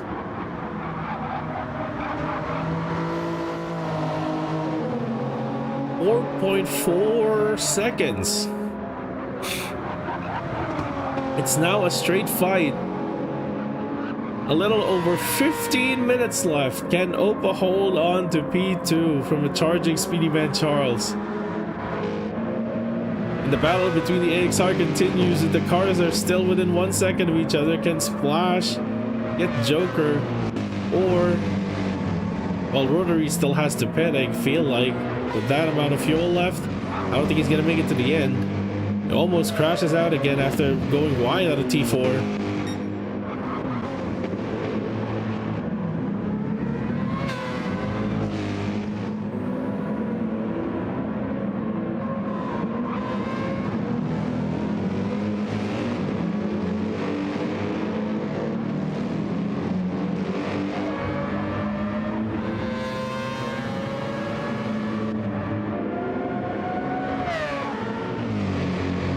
MG looks like it just has the legs against the Mazda on this straight, but the Mazda is just so much quicker in the infield. But both cars are looking like they're pretty even keel in terms of lap time. Marjoram has left the room. He left the racetrack like 10 minutes ago. He's been out of the race since then. Open now 2.9 seconds, 3.2 now. Speedy Man Charles lost some time there in the hairpin. I think he might have went deep on the brakes there.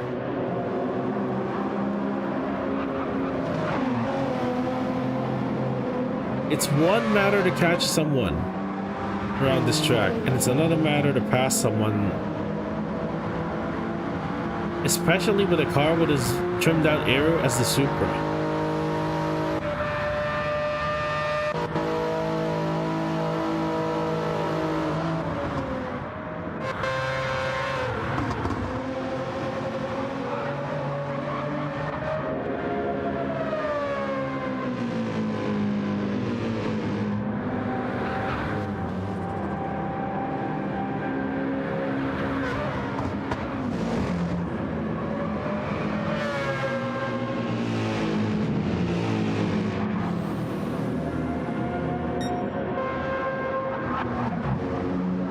Man, I wish I had two monitors to keep an eye on both of these battles.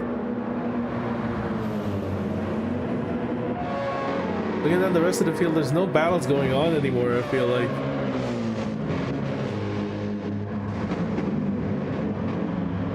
Beetlejuice right now is only 4.4 behind Rotary, but Rotary still has to pit, and Beetlejuice is going to the end.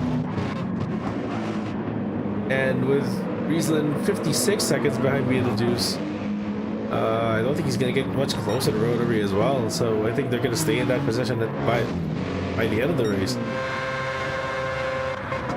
But what's not sure is the battle between for P2 and P4.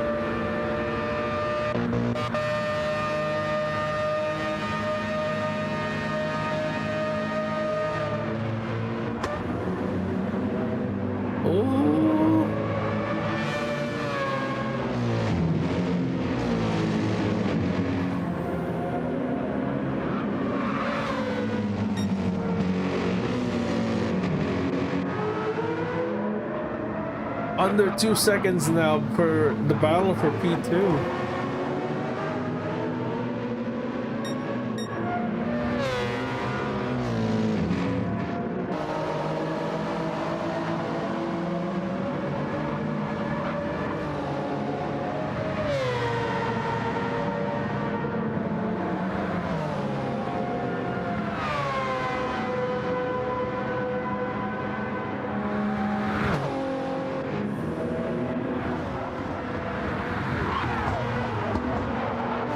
But just holding the gap to just over 2 seconds here. Splash just keeping Joker at arm's length, but still within that 1 second range. However, they're coming up to the BMW Riesland Zarinov.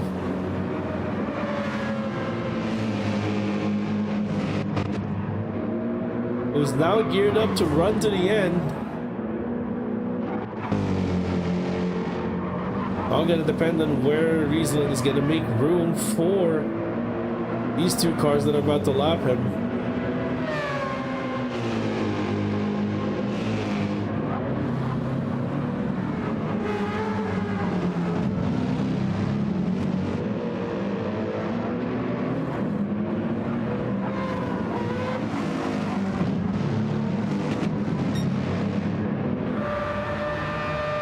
.3 now, the gap for P2. And a little over 10 minutes left. Can Opa hold on?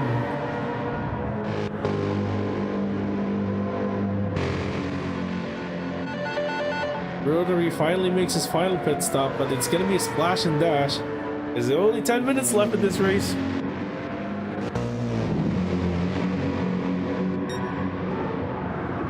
Under a second now between the Supra and the Mazda.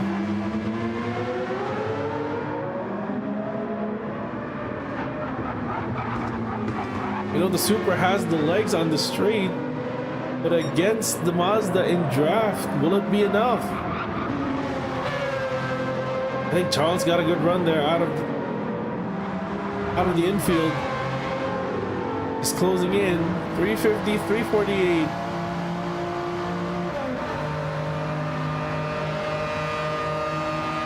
Oh, the Supra just keeps him away.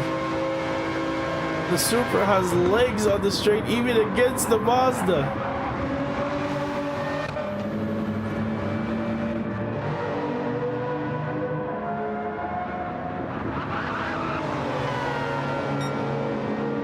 Oh man. Oh, this is close. Charles might attempt to make a move down the infield here. Opa goes defensive.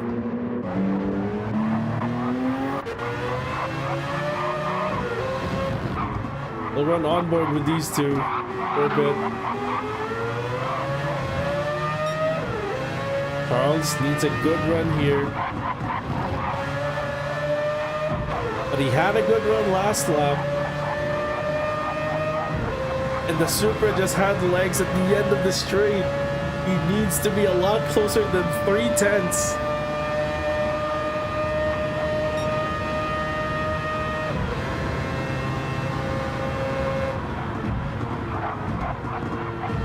Oh, but trying to make a defensive wave that he doesn't need to because his car is so much faster in the straights. 8 minutes left in this race. Caliber makes his final pit stop of the race. Gap between the AXR boys is a little over a second and growing slightly, so I think that battle might have been decided. Well,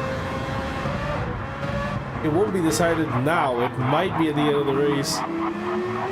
But right now, the closest battle we have on track is the battle for P2. Charles now trying to make a move to the outside here, trying to go for a switchback, doesn't work. But he's a lot closer now going into the transition back onto the oval.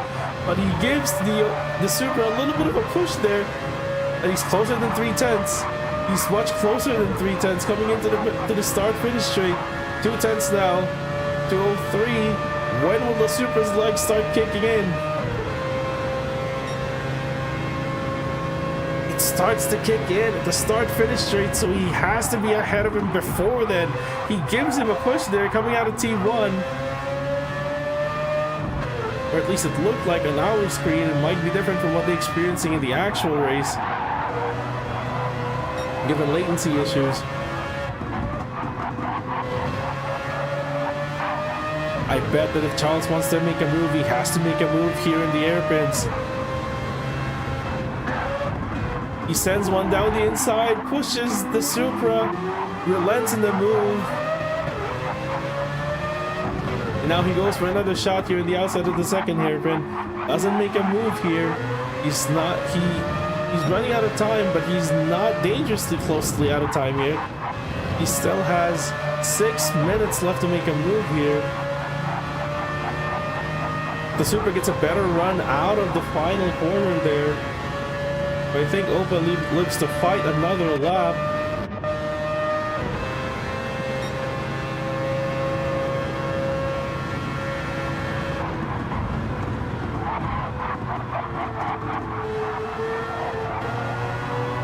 Oh, a good run here. Opa goes defensive, covers up the inside a little bit.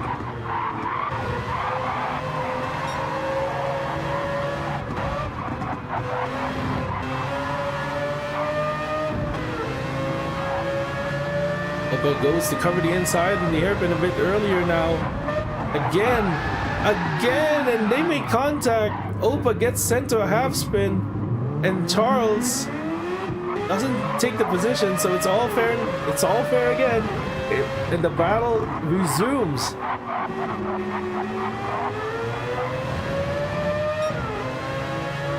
I think Charles just tries to make a dive down the inside, and Opa just tries to cover him midway into the corner, and they always end up making contact there. But Charles, being a gentleman there, not taking the position even after the half spin. He wants to get the move done cleanly here. No damage in both cars, which is really all we could hope for to see a battle to the end here. Less than 5 minutes left in this race. I would guess that would be 5 laps left.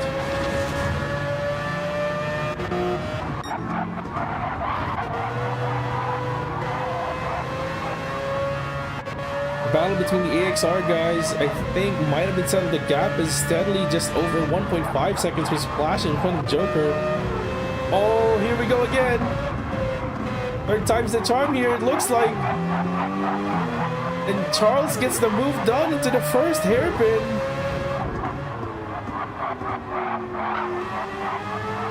Is that all she wrote for this battle?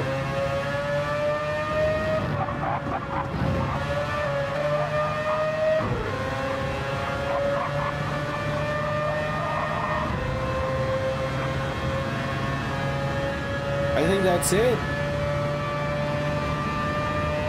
Unless the Supra claws back enough time here on the main straight. Oh.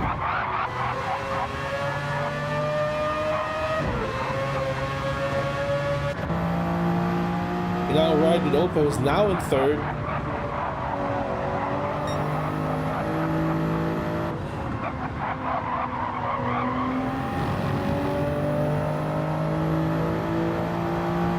A little over 3.5 minutes left in this race. Anything can still happen here. Turn 4 has claimed a lot of people here in this race, including Speedy Man Charles already once. And it's not far from the realm of possibility for that to happen again. Oh, and I think Charles may have hit the wall there a bit too hard. At the exit of the final corner, does he have damage? No, he doesn't, but he did lose momentum there. The battle's not over yet.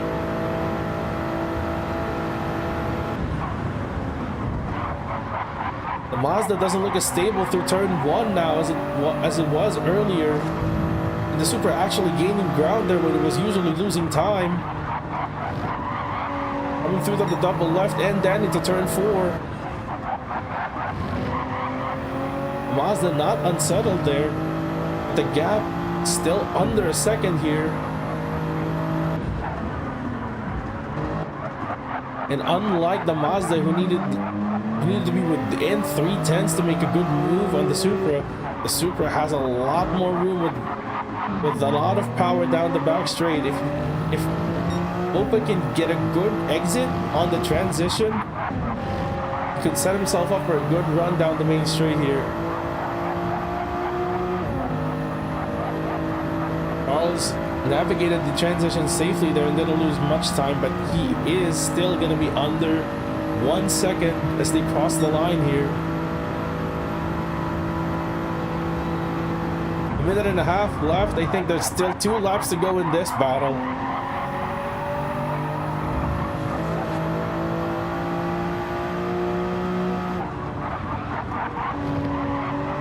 It ain't over until the fat lady sings, they say. This battle is going to come down to the final lap.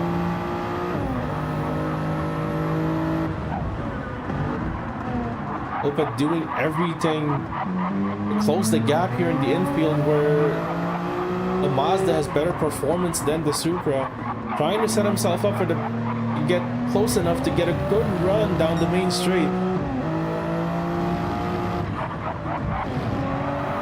Looking at the tire and fuel situation, the rear tire of the Mazda is worse off than the Supra. But both cars will have enough fuel left for one more lap, and that's just what they need.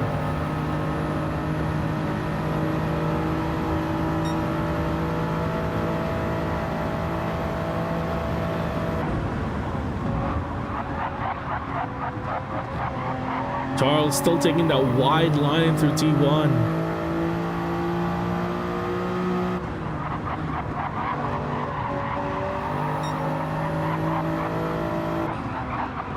Oh, I missed the apex there a bit. Into T4.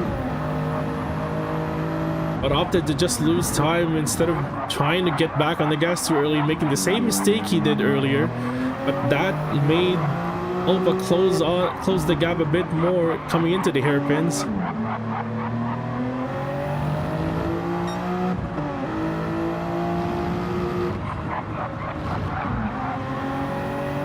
Charles gets a good run out of the transition, and I think he does it. He gets P2 over AequepaX, but that was a really good fight to the end for P2. Credit to both these drivers for that wonderful show. And Splash comes up the victor in the AXR battle against Joker.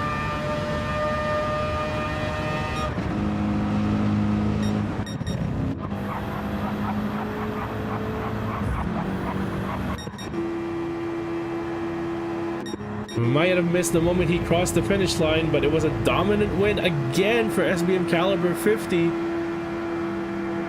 This is now SBM's third race win in a row in this series, and he gets to keep the fastest lap as well. Another dominant performance here by SBM. Looking at the results, SBM Caliber 50 wins in the number 63 Mazda RX Vision GT3 with a 130.12.676 race time here, with a best lap of a 105.218. So he manages to better his 105.3 from the second to the last stint. Speedyman Charles 29.298 seconds behind him, with AequepaX just a little bit behind him. That was a pretty good battle for P2. Splash and Joker rounding up the list of cars that finished on the lead lap. Beetlejuice in 6th, FTR Rotary in 7th, Riesland Zarinov in 8th, and HM Toby being the last of the cars that actually saw the checkered flag. Marjoram and Luke Mitchell leaving the race midway.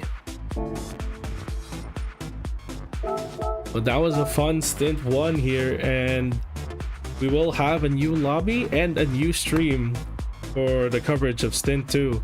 So I'll leave it over to my broadcast partner there, Sticks TC, to take over for the stream in Stint 2. So it was a fun Stint 1. Good luck to everyone that's participating in Stint 2, and I'll see you next time.